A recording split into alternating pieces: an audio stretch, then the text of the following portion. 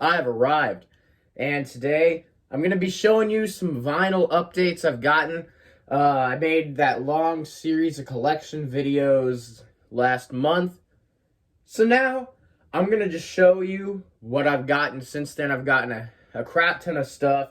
I've gotten some grails, some stuff you probably don't even know of, and just some stuff that had been missing in my collection, genre-wise and just album-wise in general. So yeah, we're gonna start out, and we're gonna start out kind of a bit smaller, not completely obscure, but if you didn't listen to '60s radio, you probably might not know who they are. This is the Royal Guardsmen, Snoopy versus the Red Baron. Royal Guardsmen were I wouldn't say garage band, but like a little minor entry into the pop rock bands of the '60s.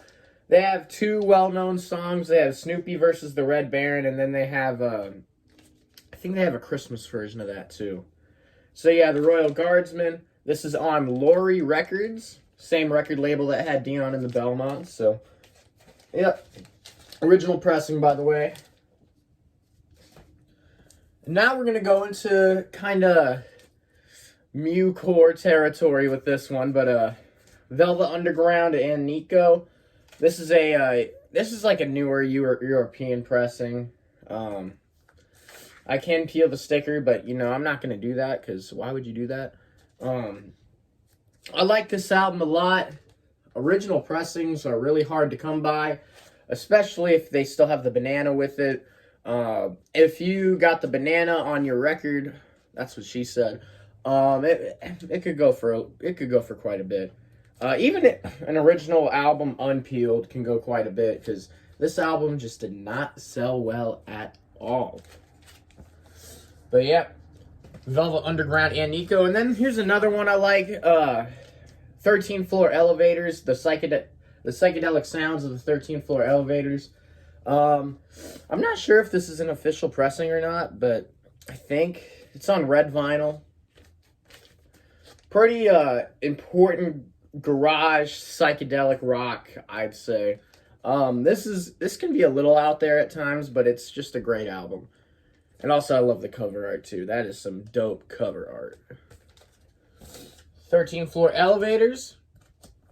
Then we're gonna go with Having a Rave Up with the Yardbirds. I never had any original pressings of the Yardbirds until I picked this up. The Little Games album I showed, that was a 2015 reissue that I've had for a while.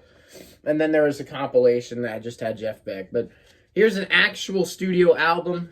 Finding the Yardbirds, if you're going to look for original U.S. pressings as for the Yardbirds, this is probably the one you'll find before any of the other ones, I'd assume, because I haven't seen the other ones in public ever. So, yeah. Having a Rave Up. And then, this is kind of interesting. This goes with the Prince collection. This is Prince The Hits Volume 1. And it is a double LP. And the deal with this one is it actually, this came out in the 90s. And in Germany only did they press the first volume of this on vinyl. There's 2 volumes. There's actually technically 3 volumes if you count hits and the B-sides. But, yeah, so this is Volume 1. Got a lot of Prince stuff. They brought it back, but just for the Prince website only, so I don't know how long this will be available, but glad I snagged a copy. And the reason I'm looking over here is I just realized I actually left a find still on the shelf. So forgive me for just a slight diversion. And there we go. Yep. Figured I should just go ahead and show this. This is also Prince related. Vanity 6. I believe this is an original pressing. Vanity 6, for those who don't know, is a side project of Prince. It's kind of like his female girl group. See, Vanity. And this is a very good album, a very sexual album. Especially tracks like Nasty Girl and there's this Wet Dream, that's the one. Yeah. they weren't pulling any punches with this album. So yeah, Vanity 6. Now we're gonna go into pop punk. Sum 41, Half Hour of Power. This is on red vinyl. This is a dope EP. This is probably, I'd say, in the ocean of pop punk EPs, and yes, this is considered an EP, this is probably the best one out there. I like this more than Blink-182's Dogs Eating Dogs, even. It's just a great album. Has probably my favorite Sum 41 song off of it. At least one of them, Makes No Difference. It's either between that or My Direction. That's my favorite, but yeah, Sum 41, Half Hour of Power. Always a great one to own and listen to. I don't care if you don't like pop punk. Now, this I got the same day, and this is a very different album. This is a Leadbelly compilation, Where Did You Sleep Last Night? I don't have a lot of blues in my record collection, if you could tell. In fact, I think this is actually the first blues album that I have. So, yeah. It's got Goodnight Irene and Bo Evil, and of course, Where Did You Sleep Last Night? Leadbelly's just a great blues musician. He's probably my favorite. He's definitely more into the 30s kind of vibe. He's not like your Muddy Waters. So, think more acoustic, kind of folk, primitive kind of stuff. Now, this I'm going to show because I actually misannounced that I had an original pressing of this, and then someone in the comments actually corrected me on it. And I actually had a 1962 pressing. But a day after I made this, I found the Vanity 6 album, and I found an original pressing of Elvis Presley's Golden Records. It plays all right. Yeah. Got an original pressing of this finally. The way you could tell from the different pressings is the one I showed actually had the song titles over there, and it was in white lettering. This is kind of in like a blue, turquoise-ish kind of lettering, so yeah. Elvis's Golden Records. This is supposedly the first ever greatest hits album, at least in the rock world, and definitely for Elvis at least, so yeah.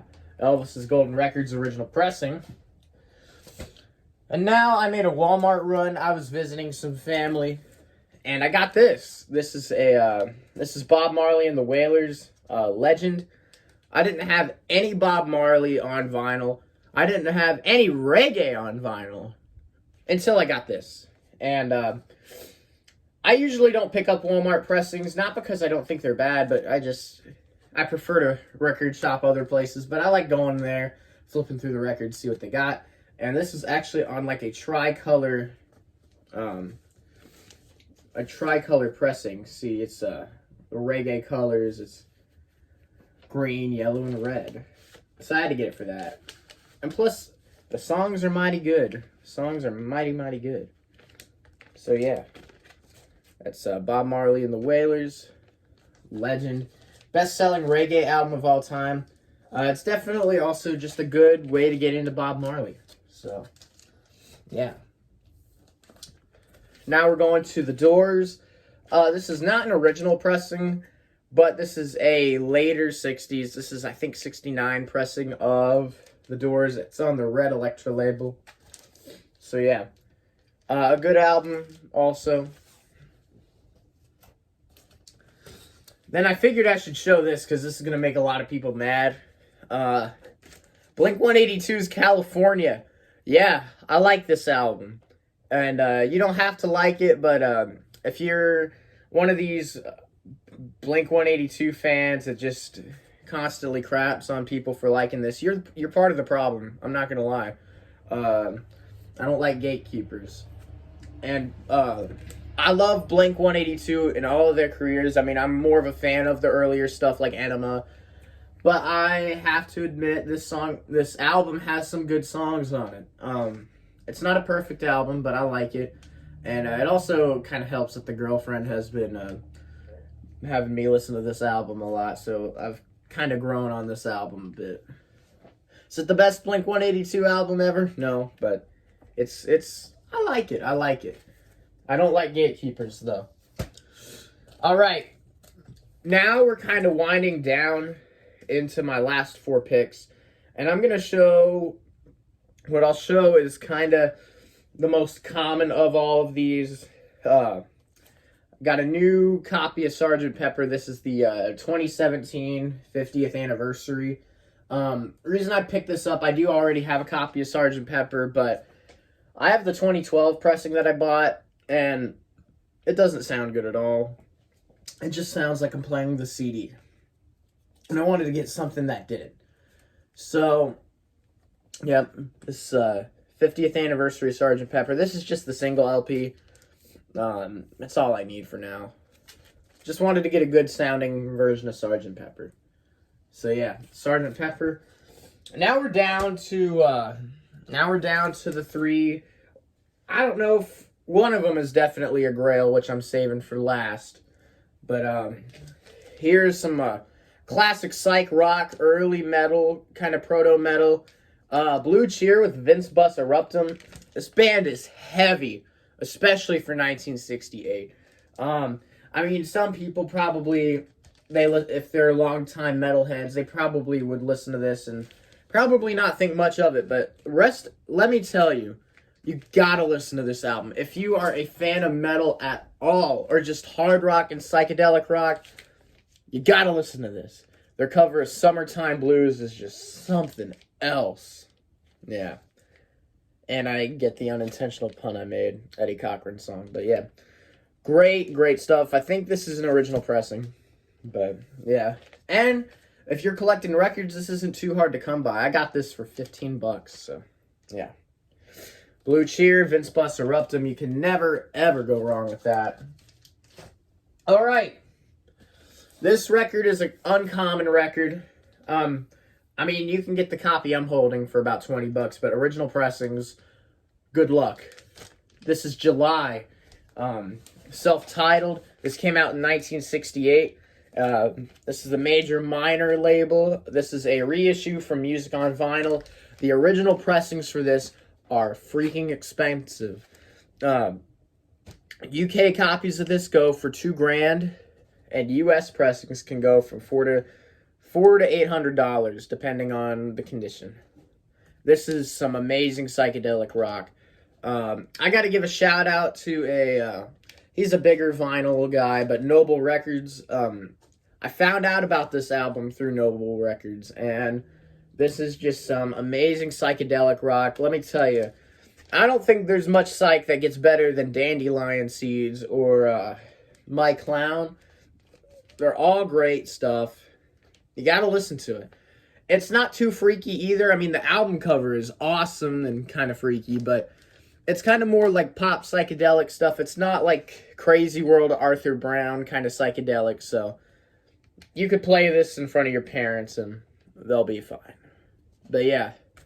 So, July, you gotta listen to it.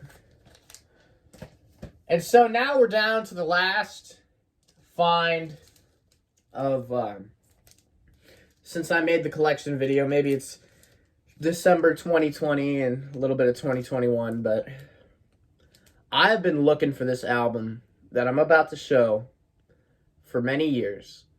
And I mean, you could say, oh, you could get that, but let me tell you, as a young boy, I've always wanted this. I just never saw it. And then I got an offer I couldn't refuse on it. Elvis Presley's debut original pressing. Let me tell you, this has been, like I said, this has been on my want list for so many years. It's in great condition. I didn't want to get a crappy copy. I wanted to get at least a fairly decent copy. Now, this copy isn't perfect. There's a little bit of dings here and there. And there's just a little bit of crackle in the vinyl, but it plays beautifully. This album is almost 65 years old, and it has no right to play like it does, but it just, oh my gosh, it just plays so well. I don't want to sound like that crazy obsessed vinyl guy. I know I do. But when I got this in the mail, I was kind of like, it was crazy. Immediately played it on the turntable, and it just plays great. Let me tell you, I mean, I'm still going to collect records, but if my record-ending career ended on this, I think I'd be satisfied. Just an amazing album. I love the album in general, too. It's one of my favorite albums ever. But the fact that I'm holding an original pressing in my hands is just, I can't believe it. And this actually came to my house on what would have been his 86th birthday. So, let me tell you, all the cards were right for this. I did pay a fairly good amount. I paid $100 for this, but it was worth it to me. But, yep. That's it for my vinyl collection. Hope you guys are doing well. And any more updates, I'll just showcase as I get them. So expect kind of this year to be a lot of vinyl updates. I'm in a big vinyl mood. So yeah. See y'all later.